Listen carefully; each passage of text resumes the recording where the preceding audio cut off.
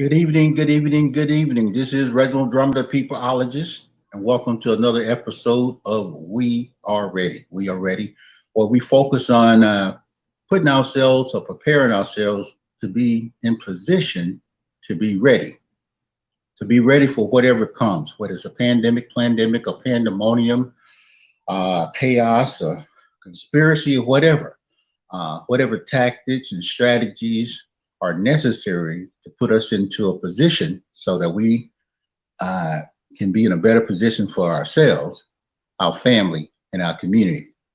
I'd like to encourage everyone that's joining us over on Facebook or Instagram to come on over to Square Mile Media Atlanta, like, share, subscribe, and hit that notification button.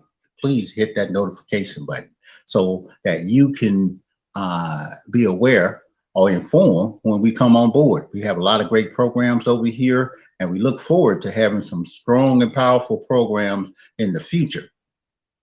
As we finish this year out, we got to look at certain things that are facing us from a global or world perspective, a national perspective, and a community or local perspective. There are a lot of things happening. We have to put ourselves in position so that we can look and see how do these things affect us. How does these things affect me, myself, and I, my family, my circles of influence? Oh yeah, there's a lot of things happening. And over the last couple of weeks, we've listened to the voices of many people, especially in the minority community, Black and brown people. We listened to what was on the minds of men. What were Black men thinking? And what were Black men looking at? And how did Black men feel about certain things? And we did the same thing with Black women. What are you thinking? What are you feeling? And how do you think about these things? And how do they affect you? You know, there are big things that happen, but they don't affect us. Okay, and what I mean by that is we have to look at everything. We have to look at everything and see how, at the end of the day, how does it affect you and I? Okay, I think one of them went out. That's okay, but for everybody that was over on Facebook, that feed just dropped. So we over here at Square Mile Media, but we have to look at how do these things affect me, myself, and I. When I look at the news and I look at what's going on in the news, as a Black male, we are starting to hear more voices from Black men. But at the same time, I'm hearing a lot of Black men apologize for what they had to say or what they feel is relevant to them. And that puts us in a very unique position.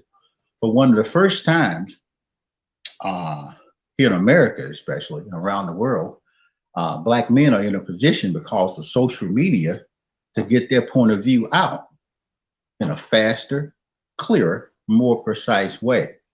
So that puts a lot of people in check. Because you can build an audience of people and talk to them or share with them some information, and it can either help them make a better decision for themselves, their families, and whatever. But couple key things over the last couple of months, we've heard black men speak out, especially when it comes down to the entertainment industry, whether it be the music, the sports entertainment side, and usually those sides are controlled by some people, other people. Okay, so people started to voice their opinions about certain things, and one of the things, we've got a different generation of black men and black women, so that puts us in a position where we say, okay, we have freedom of speech. We're in the land of the free, home of the brave.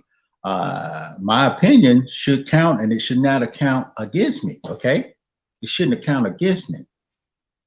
But we find ourselves in positions where black men have to apologize for what they've done. Whether it's Van Jones apologizing for other black people,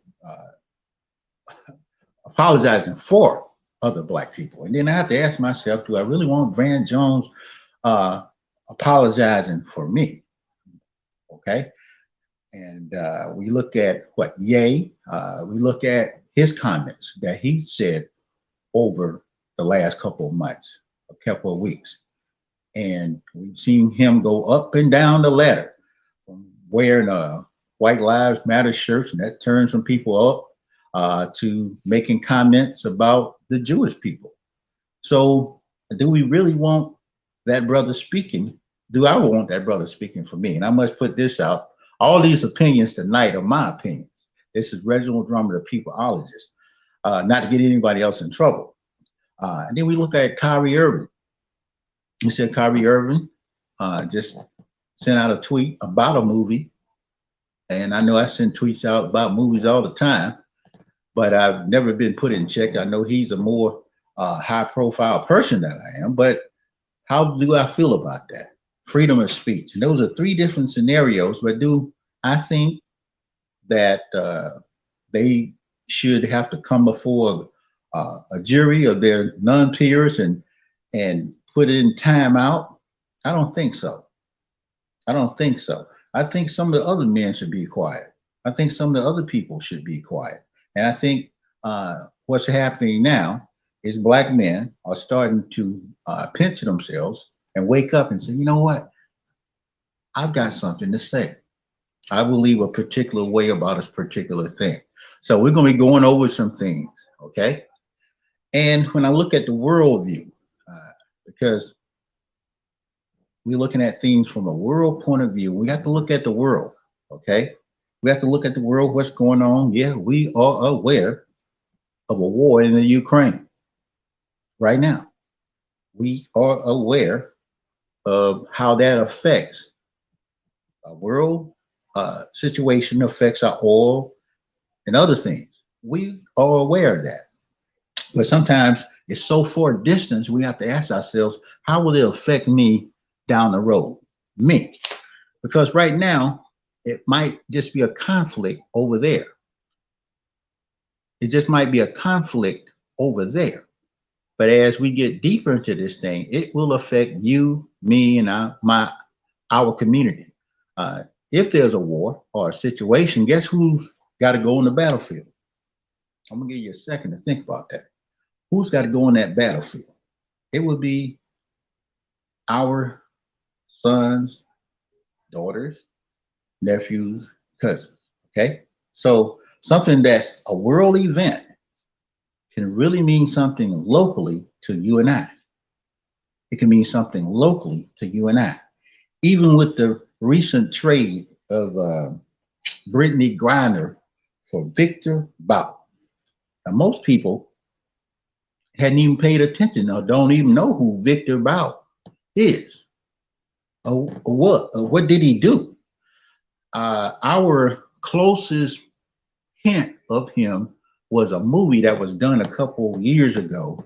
I think Nicolas Cage was in that movie. He played a war arms dealer, and it might have been Man of War. I can't think of the movie, but whatever. Look at that movie. But that's the closest we know of someone like Victor Bout, and he was in prison under the Trump administration. Okay. Well, no. He before that, but anyway, uh, one of the guys, the Marine that was supposed to be used as an exchange, was in prison during the Trump administration, but they didn't get him out of nothing. But however, fast forward, Miss Brittany Griner got locked up about 10 months ago, I believe, and she had uh, some cannabis, a vapor apparatus, I believe, with some residue in it, or it could have some cannabis in it. But anyway, she was detained for 10 months over in Russia. So there was a great deal of motivation to get her out. Now, meanwhile, here, uh, she was an NBA player, and we looked at some of the things that she had said, because I was asking myself, well, why is there such big noise when it comes down to letting her out, letting her go? The exchange, and I looked at the record of the Marine, he had really been dishonorably discharged from the Marines. He had citizenship in 4 or 5 other countries, and the Russian government accused him of spying. Okay, if you weigh the information and look at it, you say, okay, all right, that might be the reason they didn't want to exchange him. However, they did exchange Miss Grimes. Now, a lot of people said Miss Grimes didn't have a great patriotic view of America, believe it or not. If you look at some of the documentation, she said maybe something like, I don't know what it's going to feel like to come to this country because America still has some racist policies. And America does have some disparities in the salary of women basketball players and men basketball players. So a lot of that's in there. But anyway, she just recently came home. And one of the things we say, well, locally, how does that affect us? Okay. Other than barbershop conversation, what does it do for us? Well, it can inspire young Black women. It can also inspire her because she's got to come back and keep a positive role model going. You don't want nothing else to happen. And this country has put all of their weight on getting her out of jail. But I think she'll be someone of importance when it comes down to some of the, especially women rights issues. And then some people had problems that she was part of the LGBT community. All those things played factors in why people feel some kind of way about her being released and not the Marine. Also, on this national stage, so many things are happening. We just saw in the news, a brother, Good Morning America, T.J. Holmes made the news.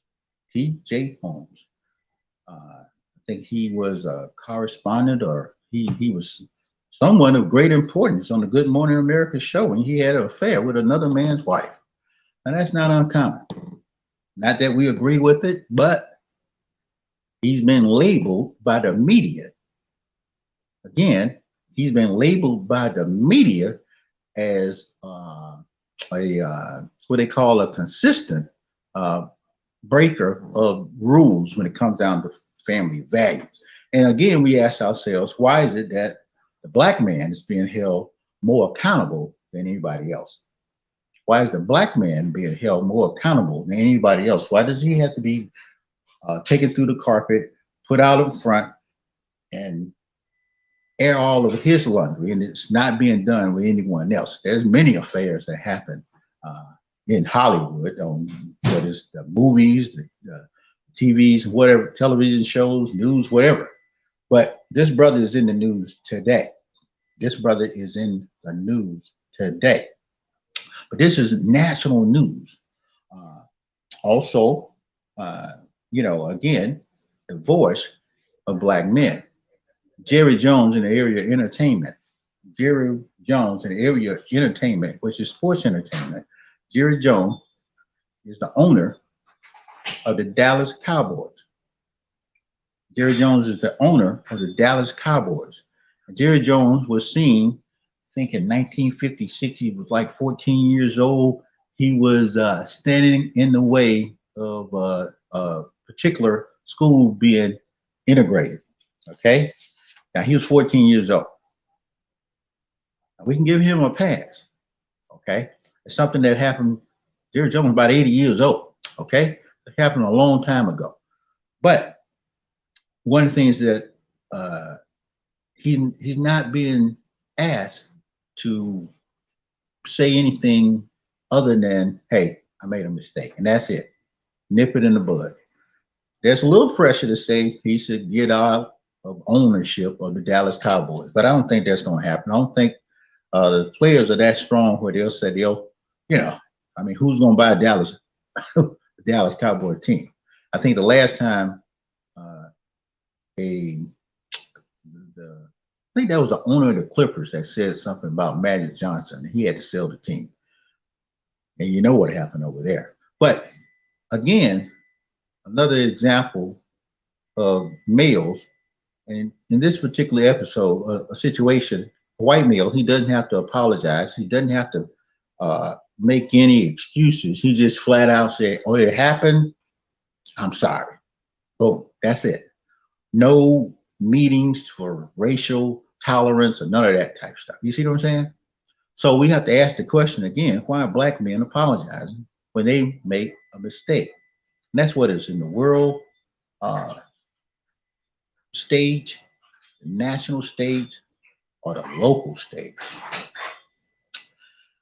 And I have to put this out. And this is good news because sometimes you don't want to just put out bad news. Their brothers making headway. There's a young brother. His name is Jalen Smith. And this is another positive voice of black men. He was just elected at 18 years old. 18 years old. He was just elected to be the mayor of a little place called Earl, Arkansas. Earl, Arkansas. So we say a shout out to that brother. We say a shout out to that brother for making a statement for black men. The future of black men, black people in particular. Now, we look at some things, and these are things that are in the news. These are concerns of a lot of people, especially black and brown people. It recently came across. I'm attended a historical black college, Albany State, which is Albany State University right now. So I know the significance of black institutions. And I've always been around a lot of black institutions. Had a younger brother finished from Morehouse and families from Clark, even Albany State. But in Jackson State recently, Coach Deion Sanders, however you look at Deion Sanders, and I had to go back. I had to think about some stuff. I said, I remember when Deion Sanders came to the Falcons. I don't know if you remember when Deion Sanders came to the Atlanta Falcons. I want you to think back. When Deion Sanders came to Atlanta Falcons, Deion Sanders made the name Prime Time. Prime Time. It became powerful. I mean, people wanted to be like Prime Time. The jury, the bling, everything. As a matter of fact, Deion Sanders was rolling with the hammer, everybody. So you knew what he was going to do. Even when he played on another team and came inside, back then it was the Georgia Dome. He said, "This is my house." I think he did an interception and ran a touchdown. And the time he did it, as only Prime Time could do, he said, "This is my house." Okay. I think that's when he punched Andre Rison in the face or something. I forget. It's been a while. But we know the level of confidence that he has. So fast forward when he went to Jackson State. Now, most of the schools, Jackson State, Grambling, Southern, they had good football teams and things like that. They were really known for the bands. They were really known, and this is in my opinion. When Deion Sanders came, he helped change the game for Jackson State and a lot of historically black schools. He helped change the game. That's in less than 3 years. I know people might say, well, you know what? He should have stayed longer. Should have did this, should have did this, or should have this. Stop it. Stop it. I think he did a lot for Jackson State. Uh, when we saw the episode that he did on 60 Minutes, where he talked about, and we knew these things. I already knew that Albany State football facilities weren't as good as a high school facility when I was when I was over there. Albany State. Matter of fact, here in Georgia, Valdosta and Lowndes County. If you from the South Georgia, you already know their football facilities were almost like well, they were better than most HBCU schools. You can put money on that. I'm talking about a high school, Lowndes County, Valdosta. Okay, so fast forward, HBCU schools. Dion went to Florida State. You know they got money. I mean, boom.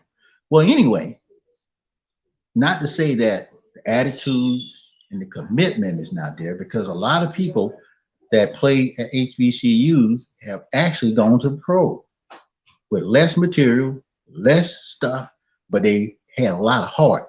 Okay, Jerry Rice, look at him, coming out of, this is what happened. Coming out, I think he came out of Jackson State, but anyway, Dion brought that flair, that glamour, because he prime time.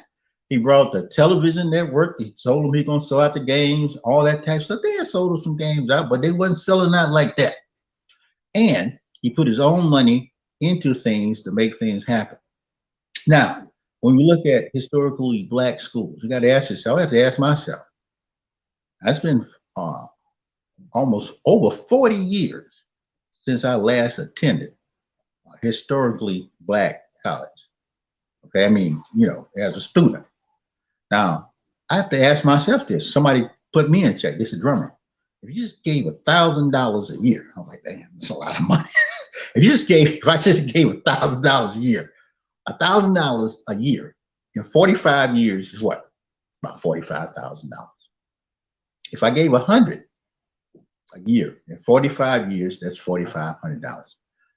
I might hold my head down in shame because I don't think I've done 4,500. That is buying tickets and going to events and things like that. Paying a little alumni fee, that type of thing. But you see how much money students, individuals can do and make for our institution. So my thing is, if you wanted to keep Dion, Coach Prime, you should have made a counter offer. But I know it was hard. But just imagine this. If there was a historically black college,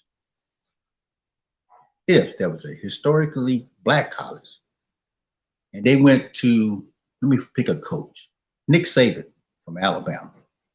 They say, Nick Saban, we're going to give you $5 million to come over here. Nick Saban, we're going to give you $5 million to come over here. You think Nick Saban would come over, to a historical black school? They say it's $50 million. He might think about it. But guess what's going to happen?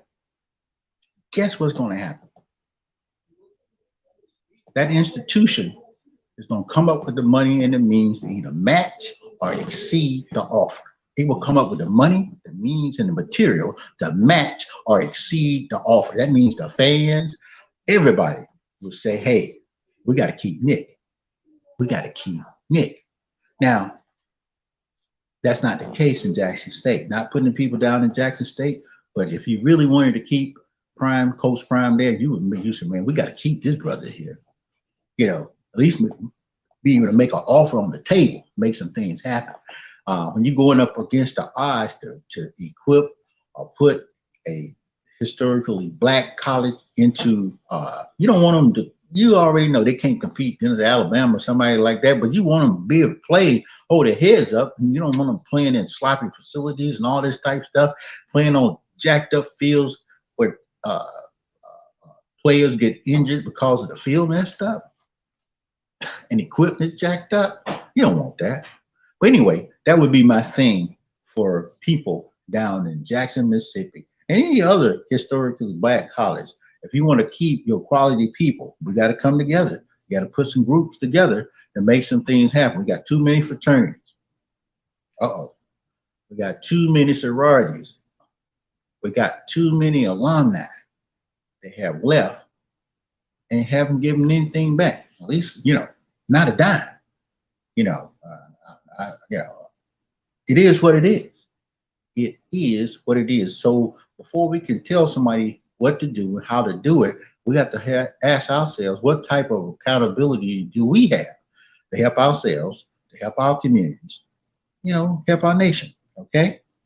But we can do this. We can make something happen. And that's in the case of, like I said, Deion Sanders. Okay. That's just my thoughts on that. That's how I feel about that.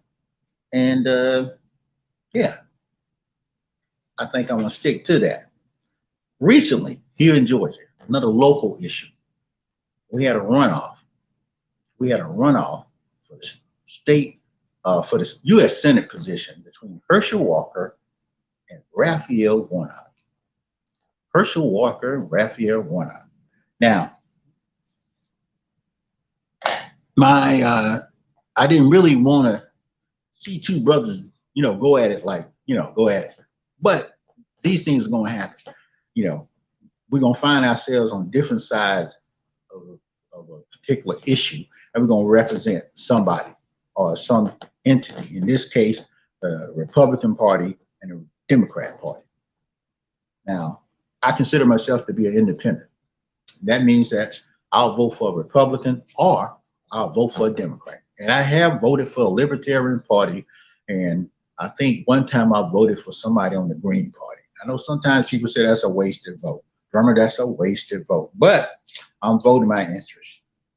Now, in the case of Herschel Walker and Raphael Warnock, now we saw a lot. And we had to ask ourselves a lot of questions because a lot of people said, well, I can see why somebody would vote for Warnock. I can't see why they would vote for Herschel Walker. Herschel Walker's, for lack of a better word, stupid. I mean, they say it don't make no sense. It can't tell the truth. Herschel Walker had a whole lot of things, but yet, and even with the runoff, it was still close. It was still close. People felt, even if they were pro-abortion, they put blinders on, and no matter what, they said we down with Herschel Walker. Okay, now you can say these people were racist because you say, well, man, they must be racist, But when people identify themselves with a particular party and they can't see anything else, they can't see no wrongdoing, nothing in that party, they align themselves with that party no matter what. No matter what. And America has a history of that. Now, I saw some of my white brothers and sisters cross over and went over to Warnock. And then I saw some of my black brothers, even in the runoff, going on the Herschel Walker side. Now, I had to ask the brothers, I said, well, what do you like about Herschel Walker? They would tell me some things. He's Georgia born, he's this or that. And, and I said, well, how do you feel about some of the things he said? Looked like he lied a lot. Well, they wouldn't even look at that. They wouldn't even put that on the table, black and white people. And then on Warnock's side, I said, well, okay, well, what did you don't like about Warnock? Warnock actually was on some legislation that helped people get off of with their medical expenses. He was able to do that. He was part of some legislation, student loans, all that stuff. Everything they said, every time I think Herschel Walker would say he voted on the side of Joe Biden 90-something% of the time. And there were people that looked at that. But you got to ask yourself, okay, how does that help me? What did he do to help me? And you can look and you can see some things, and you have to ask yourself, honestly, you have to ask yourself, what do I want? What's on my agenda? What can the U.S. Senator do to help me? Now, we are in a position right now, and this goes back to Black voices. We can ask and request some things for us. I know sometimes people say reparations should be on the table. Student loans. Matter of fact, right now, There's a lawsuit going up against student loans. There's a lawsuit being put out for the Biden administration removing student loan debt. There's a lawsuit. This United States government being pushed right now. So we have to ask ourselves, what do we want from this current person that's elected U.S. Senator? We got to know what the job of the U.S. Senator is. What do we want? What can they do for us? And we have to hold them accountable. You know what we say over here? We should buy, lease, rent, or own a politician.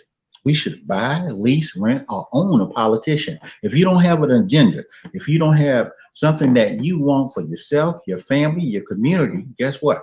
If you don't have something that you want for yourself, your family, and your community, politicians just keep it moving.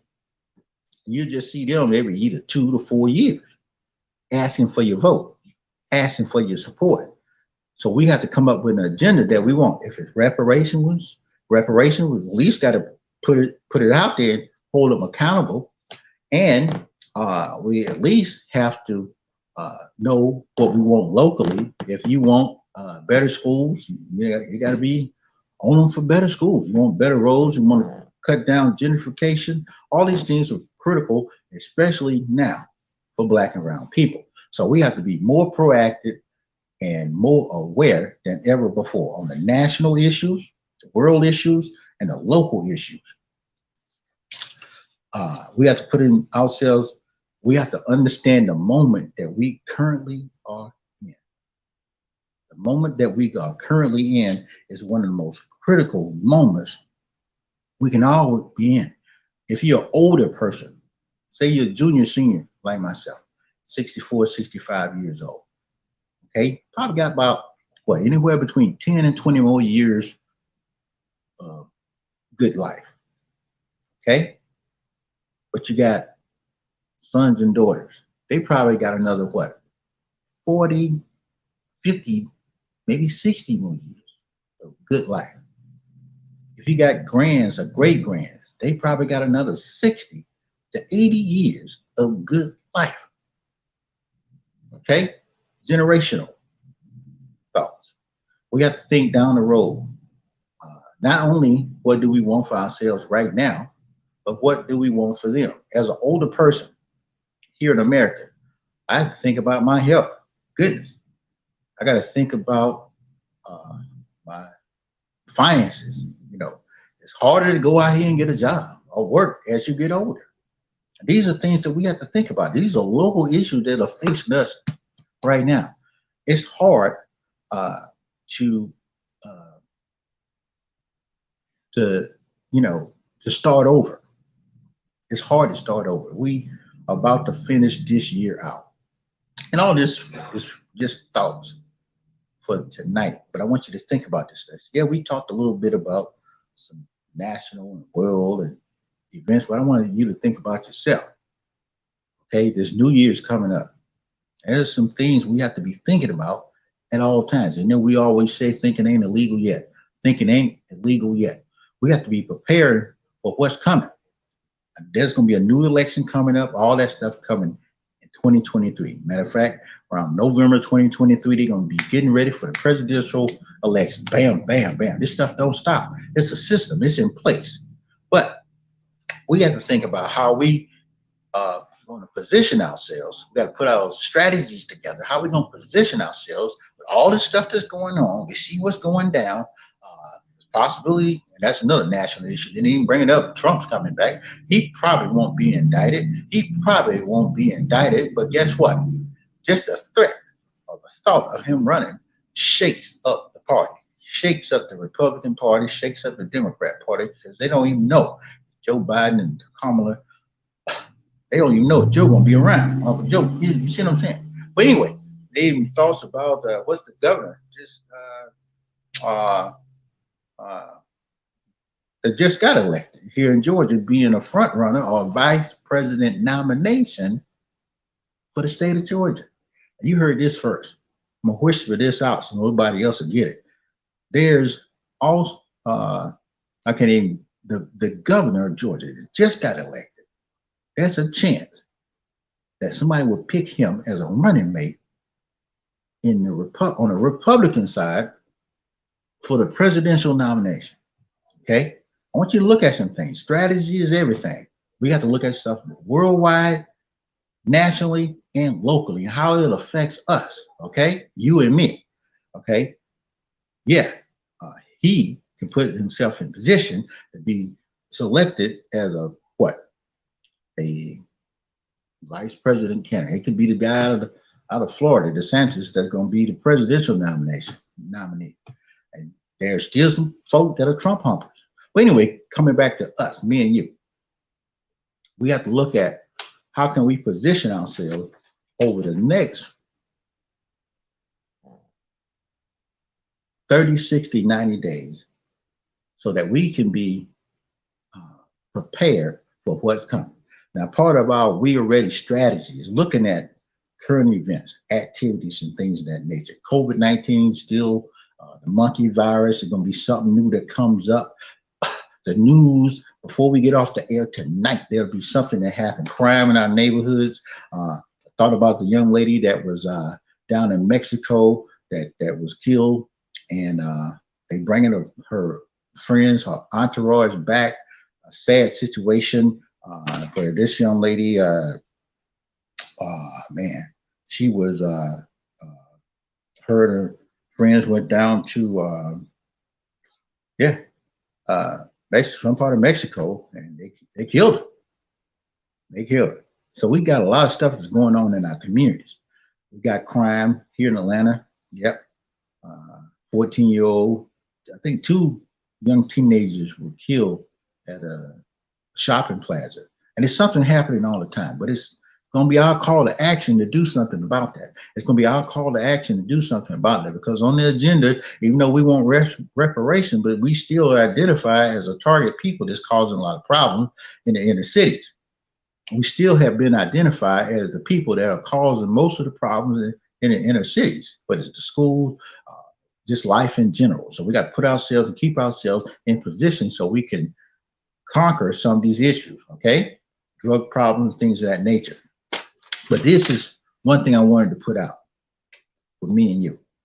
Over the next 100 days, if you start today is the 11th. If you start today and take 100 days into the new year. Now, some of us started back in October, so we'll finish up January 1st and start a whole different 100. But if you start today, and we've been putting this out, but I wanted to go on record as Reginal drummer, the people out, and put this out. One thing, I encourage you to spend at least 10 minutes a day with me, myself, and I. Okay, I want you to think about that. 10 minutes a day, just thinking about yourself. You'd be surprised. You will be surprised how many people don't spend 10 minutes thinking about themselves. Not high, not drinking, just spend 10 minutes without any other outside ingredient, just thinking about me, myself, and I. How do you feel? What calms you down? What makes you happy? Don't wait until you're into a hospital. You got tubes all over you. Or you've been detained in an episode like Brittany Grimes, detained for a moment, and now you're in a cell, and then you got time to think. You can do this without that, okay? So spend at least 10 minutes a day just focusing on me, myself, and I, not worrying about nothing that's going on outside this world.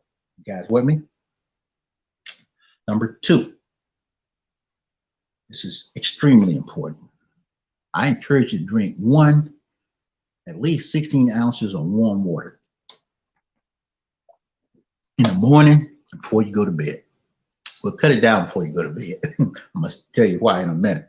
But warm water, you'll be surprised what warm water does for the body, the mind, and just your overall physical presence. Warm water, it is like a cleanser. It detoxes the body. Just warm water. If you can get hot water, I had to tell people warm water because they had somebody call me. They said, "Drummer, I burnt my lips." Now I want you to use common sense. You didn't do number 1. Spend 10 minutes a day with you. You need to know what's too hot. Okay, so warm hot water is nice to get your body moving. You'd be surprised your joints will feel better. You got rheumatism, arthritis, high blood pressure, diabetes. Warm, hot water over a period of time will help calm and reduce a lot of that. It will help calm and reduce a lot of that. You'll be surprised. You take your little physical coming up, your doctor start pulling you off of some of this medication. Your doctor start taking you off of that.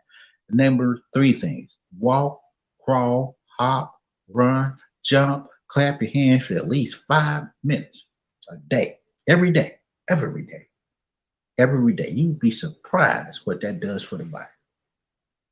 You will be surprised what that does for the body. When I walk around and see people, I see a lot of people from other countries doing just little exercises in their driveways, just running around, keeping that energy up. There are certain cultures that the people get up 5 o'clock in the morning, they up doing jumping jacks, all kind of stuff like just that. Not going to the gym. Sometimes the gyms cost you a lot of money. This stuff that you can do at your house, at your home. Okay. Number 4, save $1 a day. I don't know, some people say, Drummer, saving $1, and that's kind of overrated. That's done, old news, don't mean nothing to me. Bam. It's a discipline exercise. This is a discipline exercise. It's to train you to hold on to something. Because most of us, we don't think about it, we just spend it. But if you save $1 a day, 100 days, you'll have what? $100. Now, if you've been paying attention and you came down from the nosebleed section all the way down to the floor, you've been looking at things. You say, you know what? If I can save $1 a day, well, $100 and get $100, and that $100 is mine, I can do with it whatever I want to do with it. Wow. Thinking ain't illegal yet. I can save $10 a day. And if I'm real good, I could get with some other like-minded individuals. And guess what? This is a Kwanzaa principle. We can form a collaboration and we can do this together. Imagine what happens when you got 10 people saving $10 a day. You see what happens? That changes the whole game. That changes the whole concept, everything. 10 people. We've had people that teamed up over a 100-day period. Use that money, $10,000 if they got more, whatever, to buy a house in that neighborhood, rent that house out, make money as a collective. They did the same thing with, guess what, cars. Bought cars, rented those cars out, whether they want them limos or just cars for people to have. You'd be surprised. People making money to let people drive nice looking cars, whether they're Teslas, Mercedes, BMWs. They make money off of that. These are collective things that people are doing. We can do the same thing. 5th thing, support a local Black-owned business. Support a local Black-owned business. Spend something with a Black-owned business, some time, some money, and some effort. Figure out a way to spend some money with a Black-owned business. Figure out a way to spend some money with a Black and Brown-owned business. This is good for America. This is good for America. When America does, when Black businesses do well, America does well. When Black businesses do well, America does well. Okay? Proven fact. It's a proven fact. And we can do this. We can find some way to spend some money, change our spending habits, and spend it with a Black-owned business. Contact family members and friends. Don't wait until it's a funeral. Don't wait until it's a funeral, a homegoing celebration, and now you're starting to talk to your family members, friends, and loved ones. You'll be surprised. You'll be surprised what's out there when you start calling and contact your family, friends, loved ones, and associates. I always tell the story. I was calling down a list of people, just going through my phone. Called up a brother. He said, "Oh, Drummer, man." We talked for about less than 3 seconds. "Man, I owe you money. I've been trying to get some money to you." I was like, "Whoa." Man, I gave that brother my cash app. He wired me. Cash out me that money. You know how it does. That money goes up and comes right back down. That brother, I hadn't seen him in about 15, 20 years. I have not seen that brother in 15, 20 years. He cashed out me $100. You know, I needed that $100. It is what it is. But these are things because you'd be surprised where and who you need to get in touch with, your family members, your friends. There are people with witty ideas that can get you out of a situation that you in, or you could help them get out of a situation they currently in. Also, read a good book. Read a good book. Now, uh, there are many books. You know, I encourage people you read your Bibles, your Qurans, your Torahs. Yeah, those are good books, great books. You know, we're not going to dispute those books. Get into them if you can. But as a collective, if you can team up with one other person or two other people, we just read a book, Who Moved My Cheese? Who Moved My Cheese? This helps you get used to change because change is coming. Change is coming, especially 2023. It's coming, and it's going to change all of us. But the book that we want to focus on over the next 100 days is Powernomics. Powernomics by Dr. Claude Anderson. Powerful book. Powerful book. If you want to know what to do to change your local, well, change yourself, your family, and your local community, and then help change the nation, read that book. Read that book. We might do a book study group. I know we did that before. I had a group. We read 3 books, and we went every morning about 7 o'clock. We were reading a chapter out of the book. You know, took us. You know, we focused on it about a month. Next thing, get a physical. I know we outlined those things. You know, me, myself, and I is getting ourselves into a particular mental mindset. The water and the walking, the exercise gets us into exercising and whatnot. But what helps is when we get all our numbers, whatever those numbers are, and you can go to a doctor. You know, you might have to go to another, but the good thing is go to a doctor. He said, "Man, you're looking good. You're looking good." And I know some people don't believe in doctors, especially a lot of black males. But if you can go to a doctor and get a physical, and that doctor checks you out, you know, whether it's colon, prostate, or you know, high blood pressure, diabetes, whatever it is, the test. If you can pass those tests, you can ensure that you can create some type of family legacy. You'll be here for a while. We have too many black men that get out of here too quick. I'll say that again. We have too many black men and women too that leave here too quick. The black family, black men, black women, and the younger ones leaving out here too quick. The younger ones not leaving by disease. They're leaving by other means, whether it's drugs, gun violence, etc. But the elders, people like you and I, we have to make sure and put ourselves in a position so we can do what? We can be around to help prepare and train our community. We call it training, informing, mobilizing, and empowering our people to be what? Prosperous or whatever. Create some type of legacy. So we have to train, we have to inform. Training means that we have to take the time to come up with strategies and things like that to put ourselves in position and put them in position, create some junior whatever's entrepreneurs or junior followers or junior people to come on board. That's comes from training. And then you have to inform them with the right information at the right time, at the right things that can help them. Okay, not like information is critical, and sometimes you need information to change between the young and the old. As an elder person, I'm constantly learning from younger people. I'm constantly learning from younger people. Then we have to be able to mobilize. Oh yes, we have to be able to mobilize uh, ourselves and young people. That's in any category. If it comes down to voting, if it comes down to jobs, if it comes down to education, we have to be able to mobilize our people.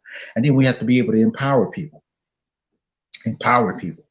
That means that sometimes you got to let go and let them do what needs to be done because you're already trained them, you already informed them, you already mobilized them. Now all you got to do is empower them to go out and do what needs to be done.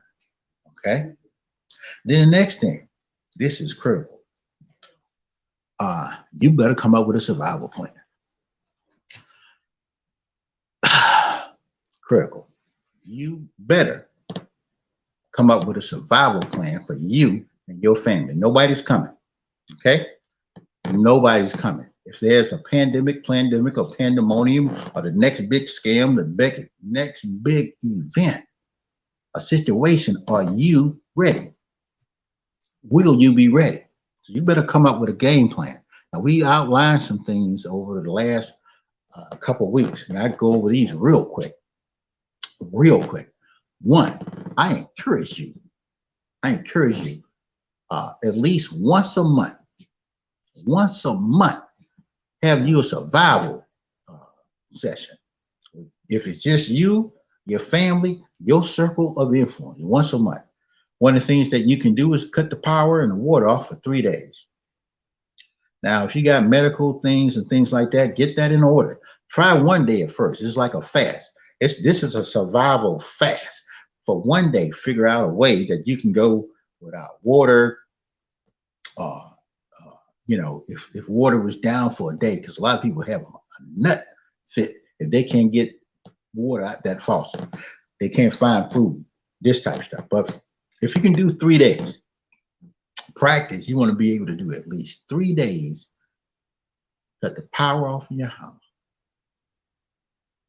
turn the water off in your house. Plus, it's going to cut down on your electric bills and all that type of stuff. But I'm telling you this, but it does. It disciplines you. So if you ever had to do without something, you're not freaking out. If you ever had to do without something, you're not freaking out. And you'll find what you need. You say, okay, if you don't know what to put in your little bug out bag, your little kits or nothing like that, do without stuff for 3 days. You'll find out what you need. If you're on medication, you start putting your medication to the side. You say, man, I need at least 3 to 7 days of medication. Okay, bam. Okay, if you need a light, a flashlight or something like that, you don't have power, you say, uh-oh, my phone's not working. So you need a battery pack or a charger or solar power. You start thinking about this thing. You see what I'm saying? If you put yourself in a position without pressure for 3 days, you say, I'm going to just survive for 3 days. Maybe you say, you know what? If it's cold, I got a blanket. Now you're making sure you got blankets. You see what I'm saying? If you need water, store it up. Okay. You say, okay. If water would go out for 3 days, at least I'd be ready. I wouldn't be freaking out. I wouldn't be panicking. You know how to fill the bathtub up with water. Okay. You know how to fill the sinks up with water. You know what to do if the commodes are not working. All this type of stuff. See, this is what this survival plan, and you got to have one. You got to have a survival plan. You'll know who to contact with, call. Just say if there was an event or situation that happened that lasted more than 3 days. You need to know if it's local or if it's statewide or if it's national, who you going to be in touch with. If all the phone lines are down, okay? If you're in a position where no grocery stores, none of that type of stuff, okay? So this is what that little 3-day fast survival thing does. Also, you can put yourself in a position, part of the 100-day thing is find something to grow. And you can do this, find something to grow that you can eat. Find something to grow that you can eat. Now, believe it or not, if you can't grow anything but some mushrooms, some onions, and some green peppers inside your house, at least you won't starve. At least you won't starve. Okay, you might say, I can't eat all this rabbit food, this lettuce and all this little stuff. But if you can grow it in your house, you can extend your survivability much longer. You can extend your survivability much longer. Once you get it down to where in 3 days, you can shut it down. You're not using water. You're using stuff that you have. Okay, you already know the things you need, and you'll build on them. You'll build on them. You'll go. There are families that are going 3 days, 5, 7. There are families shutting down for a month. Okay, see, everybody ain't gonna be ready, and everybody won't not be ready. I want you to understand that there are people that are preparing themselves, their families for whatever. Pandemics, disaster, not able to leave the house. They ain't got to go to the movies. They ain't got to go to the grocery store. They ain't got to go nowhere for some entertainment. You look and see the people that once they close these things down, these places down, they don't know what to do. You start developing cabin fever. Cabin fever. You start turning on each other. That's because they hadn't practiced something as simple as a what? A survival plan. Okay? Then you got to prepare yourself. If you do have to go out. If you do have to go out, you have to have weapons and things like that. You need to know how to shoot a gun. If you got a gun, you hadn't been to a driving range to shoot a gun in the last 2 years, you don't know, and you only time you shoot a gun is about to get illegal to fire these guns on New Year's. So you need to go to a driving range. Shooting range. Figure out how to get the gun. You might need to upgrade your gun. Okay. I think you can have a rifle. Every house needs a rifle, a shotgun. It is what it is. And then if you really start getting some things, there are some things where you can start making your own stuff. There are so many people making their own gunpowder, okay, their own weapons, growing their own food, pulling back off the dependency of the city. I feel sorry for people that live in the city. I feel sorry for people that live in the city and don't know nothing other than the grocery store. Those folk are going to be at the mercy of whatever shows up. Not to scare you, but doom and gloom is what it is. If you can prevent it, prepare yourself, you can do it. One of the last things I like to share with you, get with some like-minded people. Okay, you need to start sorting people out. Okay, if all hell broke loose, who do you want around you? There's some people you can't take them with you. You ain't gonna be able to clean them up, because when panic and chaos and disorder comes in, guess what's gonna happen? Those are gonna be the most dangerous people around. You'd be surprised. You got to look at people that's dependent on drugs, alcohol, sex, all this type of stuff. You can't put them in your little circle. You're gonna have some problems. You're gonna have some problems. You're gonna have some major problems, because you're gonna find yourself having to shoot or kill them. Trust me. Those folk in the Ukraine, over right now, they got like-minded people. I got my this is a war guy here. He can attest to that. But you got to have like-minded people that you can work with if you want to get ahead, even if there's no disaster. I'm talking about no disaster. Everything hunky-dory, the economy's booming, everybody's going like they want to go. You need to put a team of people together that can either do something to get finances going. All these things that we listed over the next 100 days, you need to have a team of people that can execute some of those things. They can be your family members, they can be friends, but you need to have at least 2 to 3 people that you can put together, and y'all can help build a tighter community. They might not be in your neighborhood. You might not be able to get your neighbors to be on board. It is what it is. You might have to go outside your neighborhood to get the right people to do the right thing for the right moment in the right situation. Okay? Those are the things that we have to be thinking about. So I hope that some of this, what we went over today, and this is Reginal Drummer, the peopleologist, this comes from the mind of a Black man here in America. I got to be thinking. And nobody's going to always be against us, but we can't be against ourselves. Okay? We got to be thinking, and thinking ain't illegal. Not yet. But if you're not thinking for yourself, your family, and your community, and you don't have a relationship with all this stuff that's going on, you're trying to juggle it, and you have to figure out, how does that help me? How does that help my community? How does that help my family? And what's in it for us? So that's our thought for today. And I hope that you look at this world situation. This is like the state of the world, the state of the nation, the state of your community, the state of your family. You got to ask these questions. Who are we? What are we prepared to do? And are we ready? I encourage you to like, share, subscribe, and hit that notification button. Hit that notification button so you won't be left out. Information will be coming, but one day this information might not come like this. And you'll think to yourself, what do I do? What can I do? Well, you can always play this back Share it with family, friends, loved ones, anybody you know should be listening to this one. This one. You got to listen to this. This is Reginal Drummer, the peopleologist. And definitely like, share, subscribe over here, Square Mile Media Atlanta. I love you like God loves the world. You know what we say over here?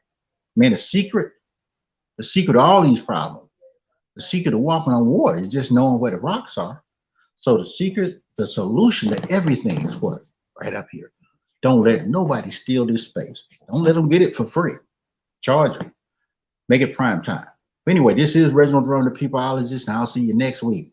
And let's make it a great day.